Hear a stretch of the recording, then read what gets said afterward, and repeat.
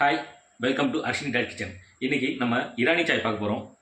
இதுக்கு தேவையான இன்க்ரீடியன்ஸ் என்ன பார்த்தீங்கன்னாக்கா, சர்க்கரை எடுத்திருக்கேன், டீத்தூள், 250 பால், 250 ml தண்ணி எடுத்திருக்கேன்.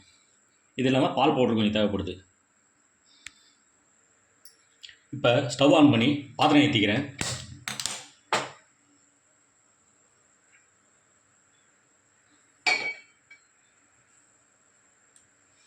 இதில் 250 ml பால் சேர்த்துக்கிறேன்.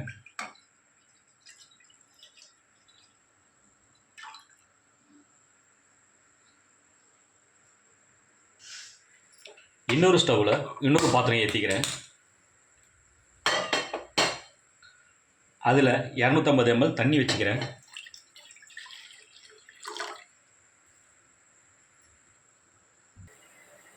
இப்போ பார்த்தீங்கன்னாக்கா தண்ணி கொதிக்க ஆரம்பிச்சிச்சு. இதில் நான் டீத்தூள் சேர்த்துக்கிறேன் 2 ஸ்பூன்.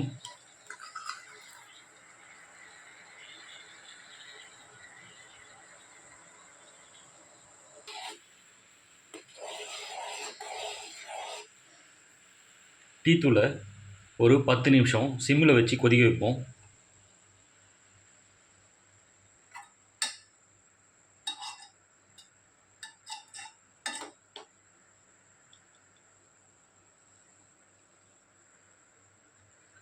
இப்போ பார்த்தீங்கன்னாக்கா பால் கொதி வர ஆரம்பிச்சிருக்கு.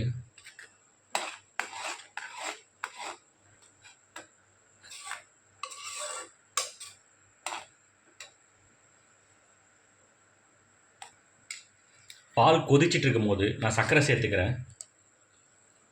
1 2 3 3.5 ஸ்பூன் இருக்குது.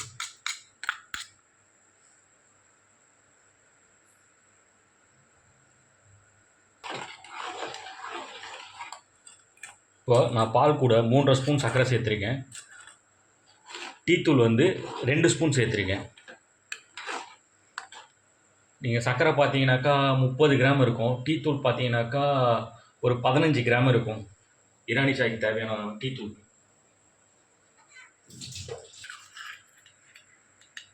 இதில் பால் பவுடர் ஒரு 3 டீஸ்பூன் சேர்த்துக்கிறேன்.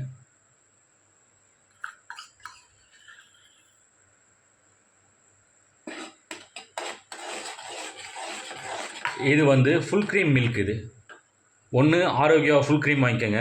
அப்படி இல்லைனாக்கா பஃபலோ மில்க் எதாவது கிடச்சிதுன்னா வாங்கிக்கோங்க. பஃபலோ மில்க்னாக்கா உங்களுக்கு கொஞ்சம் டேஸ்ட் நல்லாயிருக்கும்.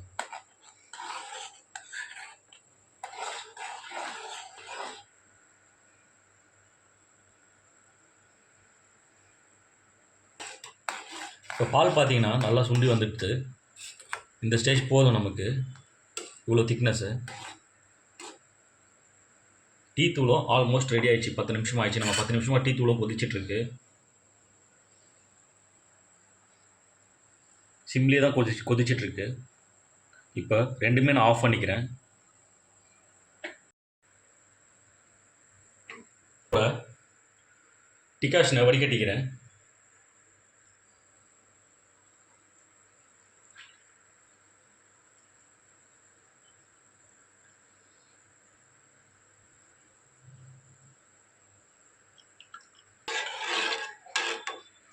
இப்போ பார்த்தீங்கன்னா இரானி சாய் ரெடி ஆகிடுச்சு.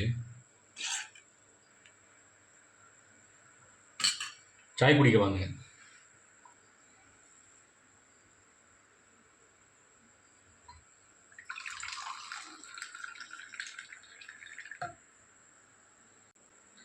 மூணு பேருக்கான இரானி சாய் ரெடி ஆகிடுச்சு.